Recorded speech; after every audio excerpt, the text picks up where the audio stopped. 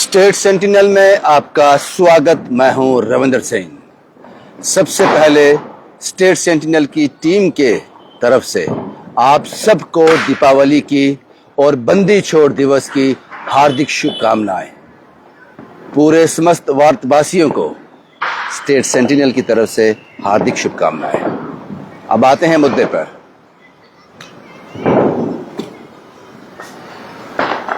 सियासत को समझने के लिए एक उम्र जो है वो काफी नहीं है। जो समझ लेता है वो सियासतदान है, कामयाब सियासतदान है, और जो नहीं समझ पाता वो अनजान है।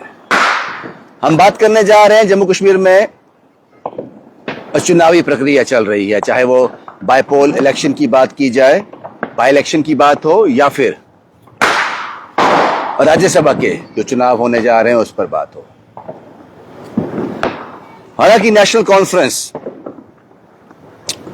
खुले दिल से ये कह रही है, बुलंद आवाज में ये कह रही है कि भारतीय जनता पार्टी को बस उनको फायदा नहीं होना चाहिए, हमने ये कोशिश करनी है। ये नेशनल कॉन्फ्रेंस खुलकर कह रही है कि हम कुछ भी करेंगे जिससे इन चुनावों में भारतीय जनता पार्टी को फायदा नहीं पहुंचना चाहिए। इसलिए मैंने कहा कि ये सियासत को समझने के लिए एक उम्र जो है नाकाफी है। वो किस लिए कह रहा हूं, सुनिए ध्यान से। नेशनल कॉन्फ्रेंस और कांग्रेस का जो कोलिशन है वो आखिरी सांसें ले रहा है। इसमें बड़ी उलझनें, बड़ी दुविधाएं आ गई हैं। कांग्रेस कहती है कि नेशनल कॉन्फ्रेंस जो है वो ये चाहती है कि नगरोटा सीट पर कामयाबी जो है भारतीय जनता पार्टी को मिले। खुलकर नहीं कह रही, लेकिन वो काम ऐसे कर रही है। ये कांग्रेस का कहना है, और यही मात्र एक कारण था कि हमने अपना उम्मीदवार नगरोटा में उतारने से मना कर दिया, क्योंकि उनका वोट बैंक वहां पे ज्यादा है नेशनल कॉन्फ्रेंस का। इसलिए हमने मना कर दिया, साहब आप खुद ही लड़ लो। और नेशनल कॉन्फ्रेंस कहती है कि कांग्रेस के पास कोई नेता ही नहीं है जो नगरोटा कॉन्स्टिट्यूएंसी में उस मुकाबले को फेस कर सके, क्योंकि पिछले एक साल से जब से देवेंद्र सिंह राणा की मृत्यु हुई है, ये लोग नगरोटा कॉन्स्टिट्यूएंसी में गए ही नहीं, वहां इनका कोई वजूद ही नहीं, ये नेशनल कॉन्फ्रेंस कहती है। अब सवाल ये है, जो कांग्रेस कहती है कि national conference Bharatiya Janata party की मदद कर रही है नगरोटा में, इसलिए हमने अपना कैंडिडेट नहीं उतारा। हार तो जाएंगे, साथ में साथ भी जाएगी। वो ऐसा क्यों कहती है, किसी हद तक ये सही भी लग रहा है। उसके पीछे एक कारण है, जिस कारण को हमने इन्वेस्टिगेट किया। आज आपने देखा नेशनल कॉन्फ्रेंस से वहां पर नगरोटा कॉन्स्टिट्यूएंसी में शमीम बेगम वो चुनाव लड़ेंगे, और शमीम बेगम, अब अगर देखा जाए तो नेशनल कॉन्फ्रेंस के पास और बड़े दिग्गज थे जिनको वो वहां से खड़ा कर सकती थी, लेकिन उन्होंने शमीम बेगम का नाम लिया। और देवयानी राणा जो भारतीय जनता पार्टी की कंटेस्टेंट है, अगर इनको कोई टक्कर दे सकता है, यहां तक थोड़ा सोचा जा सकता है, तो वो शायद हर्षदेव सिंह। तो वो जो भारतीय जनता पार्टी के पास एक विडंबना थी, एक सोचने का एक पॉइंट था, उसको नेशनल कॉन्फ्रेंस ने आज साफ कर दिया। उन्होंने सुनिश्चित कर दिया कि भारतीय जनता पार्टी को अब हर्षदेव सिंह से डरने की जरूरत नहीं है, क्योंकि उन्होंने शमीम बेगम को उतार दिया।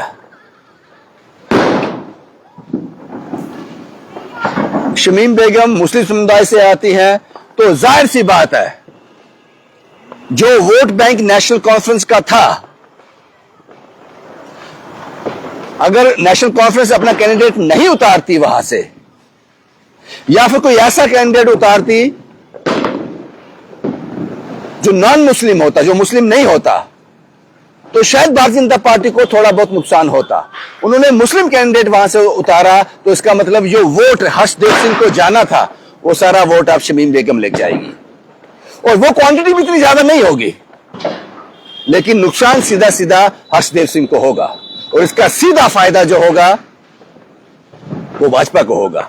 यही तो कह रही है कांग्रेस, यही तो कांग्रेस कह रही है कि हमने अपना कैंडिडेट इसलिए नहीं उतारा, कहीं ना कहीं नेशनल कॉन्फ्रेंस जो है दोस्ती निभाने के चक्कर में है, या फिर उनकी हाईकमान से कुछ इस तरह की सियासत हुई है जिसकी बू हमें आ रही है, इसलिए हमने अपना कैंडिडेट नहीं उतारा। और जब नेशनल कॉन्फ्रेंस ने वहां से शमीम बेगम को उतारा तो उस पर मोहर लग गई कि नुकसान सीधा सीधा हर्षदेव सिंह को हुआ। जो वोटर बीजेपी को वोट नहीं डालना चाहता था वो किसको वोट डालता? उसके पास ऑप्शन क्या थे? हर्षदेव। लेकिन अब उसके पास एक विकल्प और खुल गया, शमीम बेगम, और इससे फायदा होगा भाजपा को। यही तो कह रही है कांग्रेस। मैंने कहा इस सियासत को समझने के लिए एक उम्र नाकाफी है, और जो समझ जाता है वो कामयाब सियासतदान हो जाता है और बाकी सब अनजान हो जाते हैं। ये सियासत है। ये तो होगी नगरोटा कॉन्स्टिट्यूएंसी की बात। अगर नगरोटा कॉन्स्टिट्यूएंसी में नेशनल कॉन्फ्रेंस अपना उम्मीदवार नहीं उतारती, वो वाकई भाजपा को नुकसान कराना चाहती थी, वो सीधे तौर पर हर्षदेव सिंह को सपोर्ट करती, वो अपने वर्कर से कहती, अपने लोगों से कहती, हर्षदेव के लिए कैंपेन करते, तो जाहिर सी बात है भाजपा को नुकसान हो सकता था किसी हद तक। लेकिन उस नुकसान को पूरी तरह से डाप लिया है नेशनल कॉन्फ्रेंस ने। यह समझने की बात है, यह समझना पड़ेगा आपको इस पर। यह तो हो गई कांग्रेस क्यों नहीं लड़ी नगरोटा से, यह कांग्रेस का वर्जन था और किसी हद तक हमें ठीक भी लगा। अब दूसरी तरफ आ जाते हैं जो राज्यसभा के मेंबर पार्लियामेंट को लेकर चुनाव होने वाले हैं, उस पर 4 सीटें हैं, जिस पर कांग्रेस कहती है कि हमारी हाई कमांड की, हाई कमांड का मतलब होता है राहुल गांधी लेवल, सोनिया गांधी लेवल तक, यह बातचीत हुई है नेशनल कॉन्फ्रेंस के हाई कमांड से, और यह एश्योर किया गया था पहली, दूसरी या तीसरी, यह सीट कांग्रेस को देगी नेशनल कॉन्फ्रेंस, और उसके लिए वोटिंग भी करेगी। इस सब पर बातचीत हुई थी, यह कांग्रेस का कहना है। लेकिन मीन टाइम पर आके नेशनल कॉन्फ्रेंस ने धोखा दे दिया। उन्होंने हमें चौथी सीट दी, जो कि सीट जो है अनसेफ है, जो अनसेफ सीट है, जिसको जीता नहीं जा सकता।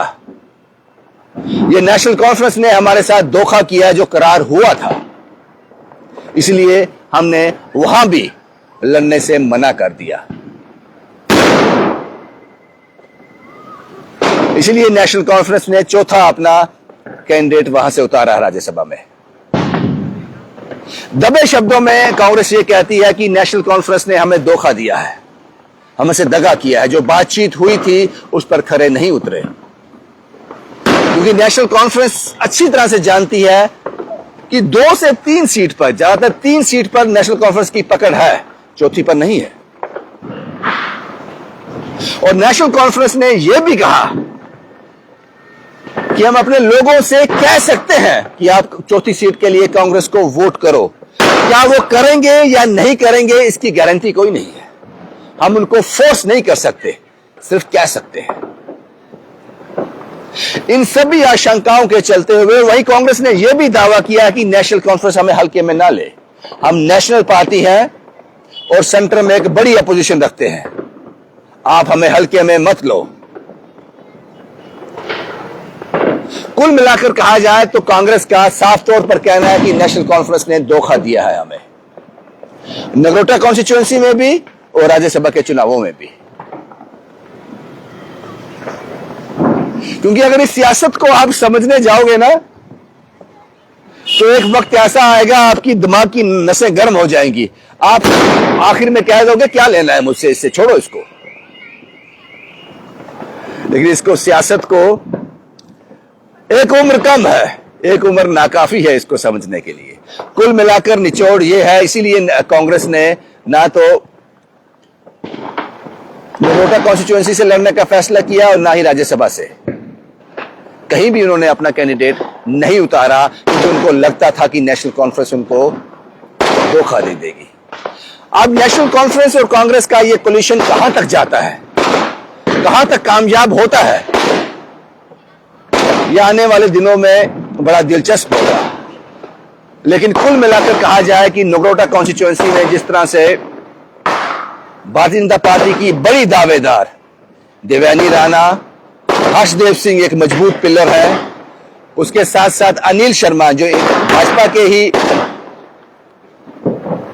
नेता है लेकिन अब इंडिपेंडेंट वहां से कंटेस्ट कर रहे हैं, उसके बाद आम आदमी पार्टी के ठाकुर साहब,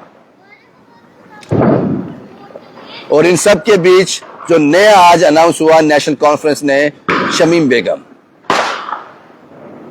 अब देखना यह होगा कि नेशनल कॉन्फ्रेंस जो कांग्रेस कह रही है, नेशनल कॉन्फ्रेंस वाकई भाजपा की मदद कर रही है या फिर उनकी सोचने की जो प्रक्रिया है वो थोड़ी अलग है जिसको कांग्रेस समझ नहीं पा रही।